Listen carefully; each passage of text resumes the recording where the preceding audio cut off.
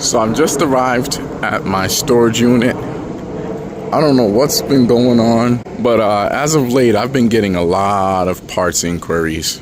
So my latest inquiry was for a rear bench sound deadening mat. You guys have seen and heard me speak about this particular item a few times in the past. This is the mat or rug that goes under the rear seats. Oh, I almost forgot. There was one other thing back here that you guys might not have seen. It doesn't get shown very often. It has this padding underneath. This was put back here by Nissan with the intent to make things look a lot tidier, and more importantly, it helps to dampen some of the road noise. Yeah, this one I've had sitting in my storage for, I don't know, maybe the last year. I just cleaned it and I just brought it over here, and it's been sitting here ever since. So I had an inquiry this morning from one of our R50 colleagues on Empora, and he's like, hey, I'm looking for that sound deadener. Do you have one in gray? And I was like, you know what? I actually have one for you. So here it is. All right, guys, we just made it into the yard and we just got to the Nissan SUV section. Here's a 99.5 R50 Pathfinder in gold, two-wheel drive automatic. New inventory also on the yard this morning. Wow. And from this guy, we are actually going to be going after the HVAC control module. Not the entire module, mainly the switch for the on and off and the fan speeds. I do believe that this is going to be identical to the one that's in my 2001 R50 Pathfinder. And the main reason why we're after this thing is because of fan speed number 4. Mine has left the chat. I've tried replacing the blow motor resistor, and it's still doing the same thing, which means that the issue is going to be with the switch. So we're going to go ahead and dissect this guy. I was not expecting that. So as I look down this floor, I see another R50 down here. I'm going to go check it out. Here's another R50 Pathfinder. This one's silver. Let's see. 2002. Looks like an SE trim. And it is.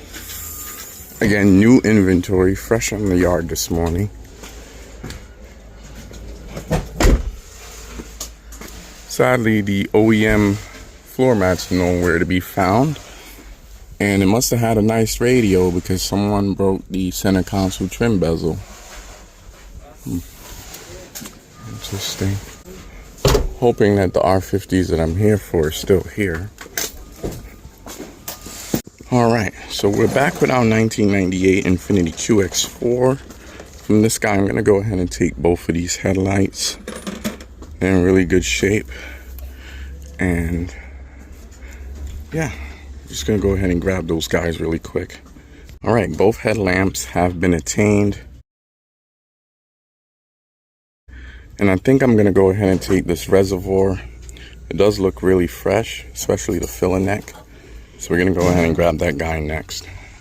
Alright, so our reservoir has been attained along with the filler neck. We just need to source a couple of washer pumps and a cap for this guy.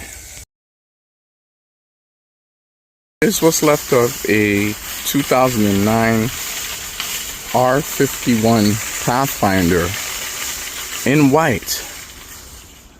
But never mind that. What I just came across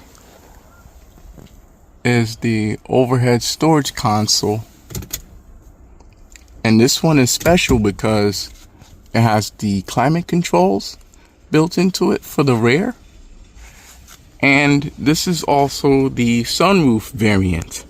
So yeah, I'm gonna go ahead and snag that. We got that overhead storage console with the rear climate controls, dome lights, and the sunroof control there. But yeah, this R51 was really nice, man. Look, leather interior. Yeah, the seat is a little bit worn, but I've seen these things in way worse shape. This thing's in great shape, man. Still a lot of good parts here. This mirror, this is interchangeable across a whole bunch of different Nissans, mainly because of the garage door features. If I can get it in focus, there we go. Garage door opener. And this one has the built-in temperature gauge. But check this out, guys. This thing had a DVD player back here. Are you kidding me? How do we open this? I don't think this came factory installed. This looks like an aftermarket add-on.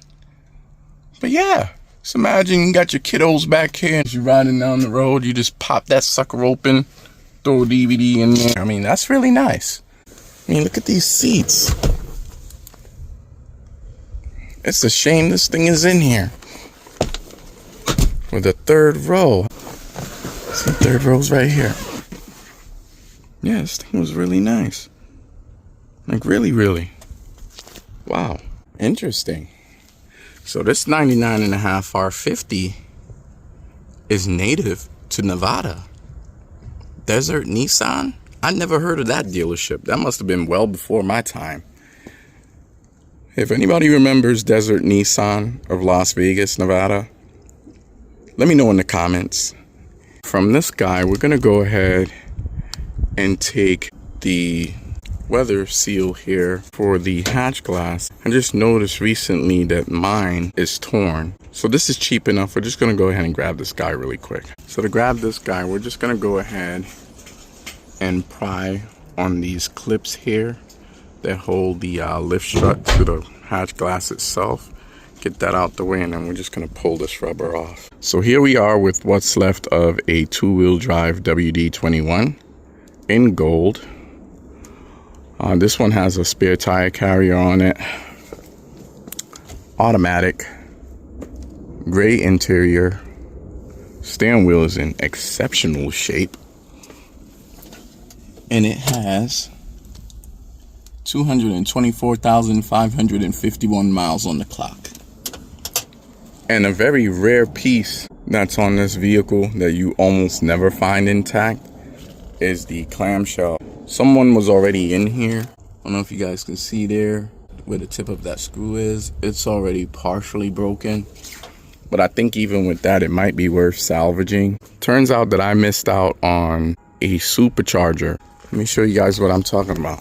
So here is a Nissan Frontier, aka D22. This one's automatic 4-wheel drive. I noticed that the badges up here on the fender are missing. So I said, you know what? Let me go back here and take a look at our tailgate. And looky. Yes, this was the V6 Supercharged version. And this one was really nice up until it started getting modified. So here you can see some of the supercharger parts. You can see the cover here for the pulley on the supercharger. Of course, the supercharger is long gone. It's been gone since day one. I want to say that this vehicle's been here for a week. Here's another D22 Frontier crew cab, just like this one. Except this one is just naturally aspired. But yeah, let me know what you guys think about this custom bumper here. Looks really interesting. They even went ahead and customized the color on the cooling fans here. Wow. But yeah, that thing was supercharged, and the supercharger is long gone. Now, I was here primarily to look at this WD-21. I was hoping that it was 4-wheel drive just so I can snag the transfer case skid plate. Here's what's left of a QX56. Yeah, this headlight. I mean, if you're putting it on your personal vehicle, it's worth salvaging. You can clean it up. Ooh, leather interior. Nice. Very nice. Bottle jack. It even has a sound deadening mat under the back seat there. Looks like someone was fooling around with the fuel pump. Still here, but someone was trying to dig into it, it looks like. Yeah. Yeah, there are some things here that I might be interested in when I'm just nosing around. As a matter of fact, this R50 is old. This one's been here. You guys have seen me picking parts off of this one already. Well, this one was just recently on the road. In the beginning of the year, actually. It's a shame it's in the junkyard now. It's a decent looking rig. Its headlamps are back here. There's one right here. There's another one there.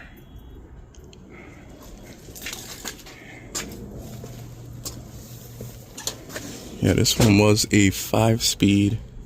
Shifter boot's gone. The seat's gone. And yeah, if you need a 5-speed spot for your D21, come and get it. Yeah, these exteriors are new on the yard also. Oh, 5-speed, what?